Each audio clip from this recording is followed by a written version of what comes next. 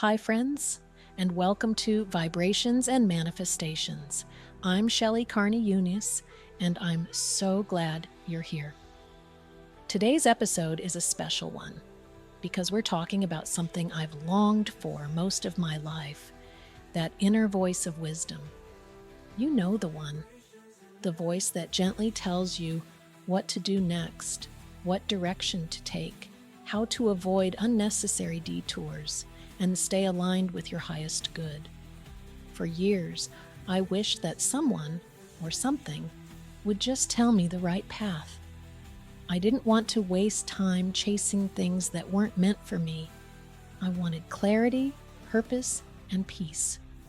What I've come to understand over time is that voice, it was always there. I just didn't always know how to hear it. In this episode, we will explore what intuition really is, how it ties into the law of attraction and the emotional guidance scale, and how we can strengthen that connection to our inner wisdom, especially when we're afraid of the unknown or unsure what choice to make. I know you'll want to stay until the end of the episode because Jared and Alicia will guide you through a gentle, grounding meditation designed to help you tune in to that voice inside, the one that already knows your next step. So take a deep breath, settle in, and let's explore the beauty of our inner GPS together. Alicia, it is so great to be connecting with you again. Hey, Jared, always a pleasure. And hello, everyone tuning into Vibrations and Manifestations. I am really excited about our deep dive today. We're going to be exploring the fascinating world of intuition. Oh, yeah. This is a good one. I love this topic. So much to unpack here. So we'll be looking at what intuition actually is, how we can learn to recognize it, how to trust it, and importantly, how to let go of that fear of making the wrong decision when we're following our gut. Right, because we all have that little voice that's like, oh, what if I make the wrong choice, you know? For sure, for sure. And we've got some really cool insights from all kinds of different sources for this one, from spiritual teachings to cutting-edge brain science. So we'll be weaving those together to give you a really well-rounded understanding of this incredible inner guidance system we all have access to. I love that multidimensional approach because, it is a very personal experience, but there's also real science behind it. Absolutely. So many of our listeners are fascinated by those people who seem to just have this wellspring of wisdom, like Esther Hicks when she's connecting with Abraham. Right. And so today we wanted to dive deep into that. How can each of us cultivate that kind of connection to source? Absolutely. You know how so many of us, we hear about Esther Hicks and her connection with Abraham, and it just makes us wonder. It makes you want it. It totally does. Like, how can I get that? How can I get that kind of clarity? Yeah. Like having that external voice of wisdom, Totally. Just guiding our every step. That would be amazing. It would be amazing. Just to have that unwavering external yes or no Yes. to every question in life. Oh my gosh. Right. Like, do I take this job? Yeah. Do I buy this house? Did I marry this person? Did I marry this person? Did I move to this city? Did I move to this city? I mean, It's like having a cheat code for life. right. Right. A cosmic cheat code. Exactly. Universe, give me a sign. Yes. Give me a clear yes or no. This or that. This or that. Left or right. Left or right. Exactly. And it's like, I just want that external validation. Yeah. I want that external voice to tell me what to do. Yeah, we want somebody else to take responsibility. Yes. Right? Like, tell me what to do so I don't have to... So I don't mess it up. So I don't have to, worry about making the wrong decision. Exactly. Right. But here's where it gets really interesting. Okay. What if that voice that we're looking for, that wisdom, that guidance, it's not actually something external? What if it's something that we're already connected to? Yeah. And, we were exploring this idea of intuition as being our own inner compass, as being that direct line to what they call source. I love that. Yeah. That inner compass. How do we find that connection? Yeah, and I think one of the things that came up over and over again was this idea of receptivity. That you have the ability to translate vibrational reality. So you are like this finely tuned antenna. A finely tuned antenna, yes. I love that. What's so interesting is that when you look at Esther Hicks's journey, and she talks about this, it didn't happen overnight for her. It was 9 months of meditation. Wow. really quieting her mind, releasing resistance, and raising her vibration. You can't just snap your fingers and expect to be channeling the next day. Right, exactly. There's some work involved. Yeah. But you know what's interesting about this is that it's not just this woo-woo concept, Right. this idea of receptivity. Like if we think about it in terms of abundance, Mm-hmm. being receptive to abundance means that the idea of abundance feels good. It feels like a flow. It doesn't feel scary or hard or anything like that. Right. You have to feel the state you desire before you can receive it. When we're trying to open ourselves up to all this great source energy that's coming our way, how do we sift through the noise? Because I don't know about you, but not every thought I have feels divinely inspired. Right. And that's a really good question. Yeah. And the Abraham material actually speaks to this. The feeling that you have associated with the thought is a key indicator of where it's coming from. So if it feels good, if it feels expansive, if it feels positive, that's an indication that it's more aligned with source energy. Oh, that makes a lot of sense. That leads us really nicely into this concept of the art of allowing, or the art of receptivity. Yeah. Seems like that is really at the heart of this whole thing. It really is. And the Abraham material talks a lot about how counterproductive it can be to try not to think about something. Like, they use the analogy of the war against poverty. Right. Or, the war on drugs. Right. And how focusing on what you don't want actually just gives it more energy and more power. It's like that whole thing when somebody says, try not to think about a pink elephant. Pink elephant right there in my mind. Exactly. I'm like, how did you know? So it's much better to just focus on what you do want. Yeah. And start your day with those thoughts that feel good. Uh-huh. And then this art of allowing becomes the art of being receptive to your true self and to source energy. And what are we allowing? Ideas, inspiration, progress, momentum, clarity, Yeah. joy, worthiness. It's like all the good stuff. All the good stuff. But all that stuff that we often block because we are overthinking it. Exactly. And that's why they talk about the contrast between how humans think and how animals are. Right. They say animals operate more from receptivity than what we think of as instinct. That's fascinating. Right. So they're not overthinking things. They're not second guessing. They're just in this state of flow. Yeah. So they're constantly allowing. So feeling good is really important here. Yeah. They talk about staying high all the time. Hmm. Is that realistic? Like, are we supposed to walk around in a constant state of bliss? Well, if you think about it in terms of raising your vibration Yeah. and improving your overall vibrational countenance, as they call it, then yeah, that's the goal. Uh-huh. And the law of attraction will support you in that. But it's not always easy. Yeah. It's a practice. It is. It's a practice. And it seems like this human need to be right, to be correct, Right. is a real obstacle in developing this receptivity. It really is. Because we are so attached to our thoughts, to our opinions, to our beliefs. Yeah. And so it becomes about shifting your priority from being right to feeling good Mm-hmm. and softening those negative thoughts until the emotion subsides. Yeah. And then that clarity that comes from that alignment is what we can call rightness. Yeah, so it's not about being right in the traditional sense. Right. It's about aligning your perspective with the bigger picture, With source energy. with source. Yeah. Yeah. So let's talk about Esther Hicks. Okay. Because she's a great example of this receiving mode. Yeah. And I think what's so cool is that her initial desire wasn't to channel Abraham. Right. It was Okay. just to be happy. That's right. And then this ability developed through Jerry's questions and her own desire to help people. Yeah. Her bliss comes from seeing other people find theirs. That's a really beautiful way to put it. So what does her daily practice look like? I mean, she must be doing something to keep herself centered. Right. It's about consistently letting go of resistance and allowing that source energy to flow through. So even she has to work at it. Yeah. And remember, her words are her interpretations. Well, right. So this receiving mode that she's talking about Mm-hmm.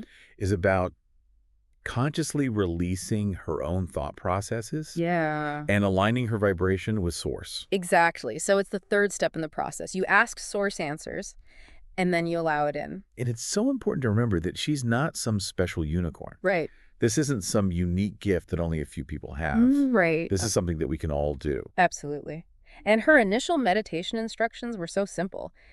Find a quiet space, focus on your breath, and when your mind wanders, bring it back to your breath. That's it.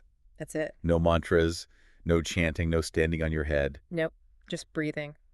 And her quick connection, she said, was largely due to her lack of resistance. Her question was simple, her vibration was already pretty high. Hmm. So this idea of quieting the mind, Yeah. which is often full of self-doubt and negative beliefs and all that stuff, Right. that's the key to accessing our true selves. It is. And, they even said it's like we come into this world already knowing how to do this. Mm. It's a natural ability. Oh, wow. Like we just forget along the way. We get distracted. We get distracted by all the noise. Yeah. I remember someone told me once, stop broadcasting when you ought to be tuning in. Yeah, that's a great one. But there was an update to that advice, wasn't there? There was. Once you have tuned in, then it's time to broadcast. Okay. So you get a line first, and then you share your message. That makes a lot of sense. So this idea of tuning in really resonates with the whole concept of intuition. Yeah. One of our past episodes, we described it as a direct line to source, Mm-hmm. like an internal GPS system. Perfect analogy. Yeah. But it's important to distinguish that from just those knee-jerk reactions or, fear-based impulses. Absolutely. Intuition is much more subtle than that. Yeah. It's that quiet voice that's always there, but we have to learn how to listen to it. And just like with receptivity, your emotional state plays a big role in how clearly you can hear that intuition. So if we're stressed out and anxious and overwhelmed, we're probably not going to hear our intuition very well. Right. So let's dive into what intuition actually is. From a bunch of different perspectives. Starting with a spiritual lens, you could look at it as that direct line to source a universal intelligence or like an internal GPS that's tuned to the frequency of your highest potential. I love that analogy of the internal GPS because it's like it's always guiding us towards our best path, even if we don't always consciously realize it. Right. And if we look at it from a research standpoint, we find that intuition is often defined as a rapid, non-conscious form of knowing. It's like knowing without knowing how you know. It's not some mystical thing separate from our brains. It's actually deeply rooted in what's called implicit knowledge. All the information that we take in and process subconsciously through all our life experiences. Right, like our brain is constantly recognizing patterns based on everything we've been exposed to. And then these patterns help create that feeling that something just feels right or wrong, even if we can't explain exactly why. Yeah, like those gut feelings. Yeah. And it's super important to make that distinction between a true intuitive nudge and something like an impulse or a fear-based reaction. Yes, because those can sometimes feel very similar in the moment, but they come from totally different places. Totally. An impulse might be sudden and strong, but it's not always aligned with our deeper wisdom. And fear-based reactions, they're usually driven by anxiety, which can lead us down paths that don't really serve us. It's like the difference between listening to your heart and letting your worries take the wheel. Exactly. And another fascinating thing is that intuition often speaks to us more through our emotions and gut feelings than through logic and step-by-step reasoning. It's that feeling sense rather than the thinking mind. Right? And research actually shows that the amygdala, which is the part of the brain that processes emotions, plays a key role in this. It integrates those emotional signals with our physical sensations and can trigger those intuitive responses even before our conscious mind has fully processed what's going on. That's so cool. So it's like our body is picking up on things that our mind hasn't even caught up with yet. Exactly. Mm. And, this ties in beautifully with the law of attraction principles that we often talk about on the show. Abraham Hicks talks about this idea of vibrational receptivity. So to be truly open to receiving something you desire, like abundance or a fulfilling relationship, the idea of it has to feel good to you. It has to feel easy and natural, like a flow, rather than something scary or that you have to force. Exactly. Like you're tuning your radio dial to the right frequency to pick up the station you want. And they emphasize that you have to actually feel the receptivity of what you want before it can really manifest in your experience. So you have to get yourself into that vibrational state first. Exactly. And how a thought feels can be a huge indicator of its source. Thoughts that are aligned with your source energy, your highest good, they tend to feel good. They bring a sense of ease, excitement, clarity. Yes. And that's so important because the law of attraction is always at work, making us receptive to whatever frequency we're putting out. So if we're stuck in negative feelings like worry or doubt, we're actually attracting more of that into our lives. So true. And that's why choosing to focus on feeling good is so important. And not only boosts our well-being, but it also puts us in the right state to receive those positive, intuitive nudges. It's like clearing the static so we can hear the message loud and clear. So we've talked about recognizing these intuitive whispers, these feelings. But how do we actually move from recognizing them to trusting them? That's the million-dollar question, right? It is. And our outline connects trusting intuition with being in a higher emotional state. When you're feeling good, That signal is stronger and clearer. It's like trying to see through calm waters versus murky, turbulent ones. That makes so much sense. And there's this concept called the emotional guidance scale, which is super helpful for understanding this. Emotions like joy, love, gratitude, they're at the higher end of the scale, indicating a strong intuitive signal. And as you move down the scale towards emotions like fear, anger, or sadness, the signal gets weaker, more distorted. It's like the static comes back. Exactly. So a simple practice you can do is, before making a decision, any decision, just ask yourself, how do I feel about this? Am I feeling a sense of relief, a lightness, a sense of yes, which usually signals alignment with intuition? Or am I feeling resistance and knot in my stomach, a sense of unease, which might mean you're moving away from your inner guidance? That's such a great tip. I'm definitely going to start using that. Yeah, me too. And Abraham Hicks offers a great perspective on alignment and clarity. They say that true clarity, which is really the essence of what feels right, comes from being in alignment with that broader perspective, that universal source. When you're in alignment, it just feels good. Yeah, there's a sense of flow. And they also talk about accessing this clarity as tuning in rather than broadcasting. What does that mean? So when we're in a good feeling state, we're tuned in and able to receive those intuitive signals. But when we try to force things or control things from a place of lower vibration, it's like trying to shout over a bad phone connection. The message gets lost. I see. So we have to get into that receptive state first. Right. And once we're feeling good, we can then more effectively broadcast our desires out to the universe. That's a really cool way to think about it. And it's amazing that science is actually starting to understand the neurological basis of intuition. Studies have actually identified specific brain regions that light up during intuitive tasks. Wow, so it's not just some woo-woo concept. Not at all. One area that's been highlighted is the anterior medial orbitofrontal cortex, or the OFC. It's involved in integrating emotions and decision-making. Another is the right hippocampus, which plays a role in memory and spatial awareness. So it's like a whole brain experience. Yeah, and our subconscious mind is a huge player here. It processes tons of information every second, way more than our conscious mind can handle. And this allows for that super fast pattern recognition that we experience as gut feelings. Our subconscious is like a supercomputer working behind the scenes. It is. And our past experiences, what's called implicit learning. All that builds up this massive mental library that our intuition could pull from without us even consciously realizing it. It's like we have this inner wisdom that's always guiding us. And we can't forget about the gut-brain connection. Our gut is often called our second brain because it has its own network of neurons. It's in constant communication with our brain, and it plays a major role in our emotions and decision-making. So those gut feelings are literally coming from our gut. Exactly. And this highlights the importance of interoceptive awareness, which is our ability to sense what's happening inside our body.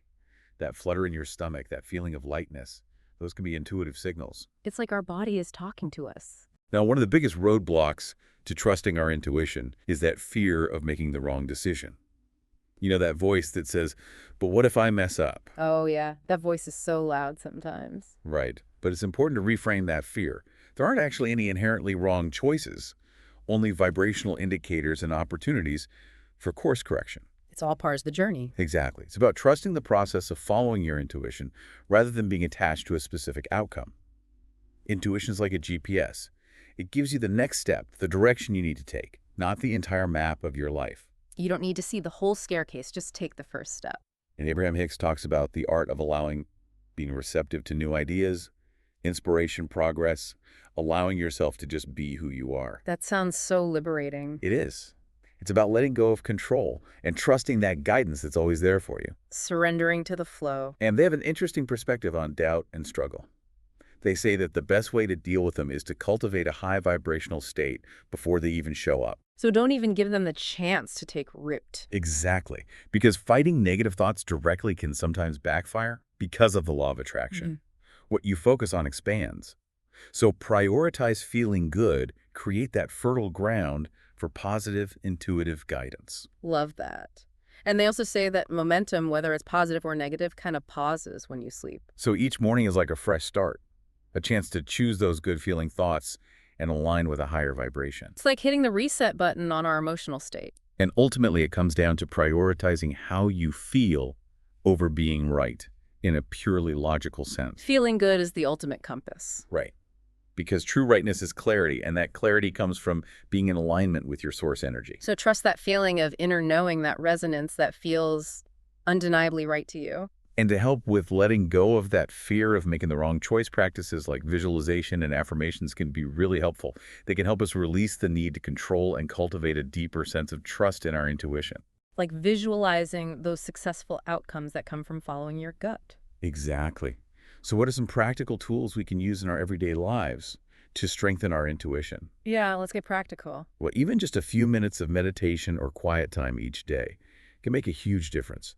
It's like creating that quiet space within where you can actually hear that inner voice. Like creating a sanctuary for your intuition. Exactly. And journaling can be really powerful too. Using prompts like, what would feel best for me right now? Or what am I intuitively drawn to? Can help you uncover those subtle nudges that you might otherwise miss. It's like a conversation with your inner self. And remember, tuning into your feelings is key because intuition speaks through our emotions, not always through clear, logical thoughts. So becoming more aware of our emotions, really understanding them, strengthens our ability to tap into and use our intuition. It's like learning the language of our intuition. And it's also worth mentioning that experience in a certain area actually can lead to more reliable intuition within that domain. Oh, that makes sense. Like the more you do something, the better your gut feelings become about it. Exactly. As we gain expertise, we build up those mental shortcuts that our intuition can use, leading to more accurate gut feelings in those familiar situations. Like a seasoned chef who just knows how much salt to add without even measuring. So luckily, all the material we looked at had some really practical advice. All right, I'm ready. Okay, so number one, Yeah. meditation, Meditation. or even just quiet time, Okay. where you're intentionally creating space Yeah. to listen to that inner voice. Just be still. Be still And listen. and listen. Okay. And it doesn't have to be this big, long, elaborate thing. Right. Even just 5 minutes. 5 minutes a day. 5 minutes a day can make a huge difference. Yeah, just to kind of reset. Reset. Reconnect. Reiki. Reconnect. Yeah. And Esther Hicks, when she was first starting out. She would just focus on her breath. Okay. And when her mind would wander, she would gently bring it back. Back to the breath. Back to the breath. Yeah. So it's not about emptying your mind. Right. It's about focusing your mind Focusing your mind. on something that allows you to be present. Yeah. And we're going to start by tapping into that intuitive space right now with a guided meditation. Oh, I love it. We call this one tuning in to the voice within. So if you're somewhere where you can get comfortable, go ahead and do that, whether it's sitting or lying down, and just make sure you won't be disturbed for the next few minutes. Just give yourself this time to really go inward. Exactly. So let your hands rest wherever feels natural, and if it feels good to you, you can close your eyes or just soften your gaze. Just allowing yourself to relax. And take a nice deep breath in through your nose and exhale slowly and gently through your mouth. Let's do that again. Inhale deeply, and as you exhale, release any tension that you might be holding on to, any worries or distractions that are kind of hanging around. Just let them go with that breath. Really sinking into this present moment. Yeah, bring your awareness to your physical body. Just notice how your shoulders feel and consciously let them relax. Drop any tension that you're carrying there. Let your jaw soften. Release any tightness in your forehead between your eyebrows. And on your next inhale, just feel your belly gently rise and soften. Allow your whole body to feel supported and grounded, as if the surface beneath you is just cradling you completely. There's nowhere else you need to be, nothing else you need to do. Exactly, just being present with this gentle, quiet awareness. Yeah. Now gently bring your focus to the center of your chest, your heart space, and imagine a soft, warm light beginning to glow there. This light represents the very essence of your intuition, your deepest connection to Source, that wise part of you that always knows and always guides. Wonderful. And as you continue to breathe softly, just feel this light gradually expanding outward. With each inhale, it feels a little bit warmer. With each exhale, it radiates a little bit brighter, filling your chest, your shoulders, your arms. Really letting that light envelop you. And as this warm glow surrounds you, you imagine a deep sense of quiet stillness starting to settle within your mind. Thoughts might come and go, but just let them drift by effortlessly, like clouds passing in the sky. No need to hold on to them, analyze them, or judge them. Just observe them and allow whatever arises to be there without resistance. It's being the observer. Now gently bring your awareness to the space that resides between your heart and your belly. Just breathe here for a moment, feeling this central point within your body. And in your mind, very softly, ask yourself this question. What is it I most need to hear right now? No need to force an answer or strain to hear anything specific. Just stay open and receptive to whatever arises. Just listening. Your inner wisdom might communicate through words that pop into your mind, a feeling in your body, an image that appears, or just a quiet, unwavering sense of knowing. Whatever comes to you, trust it.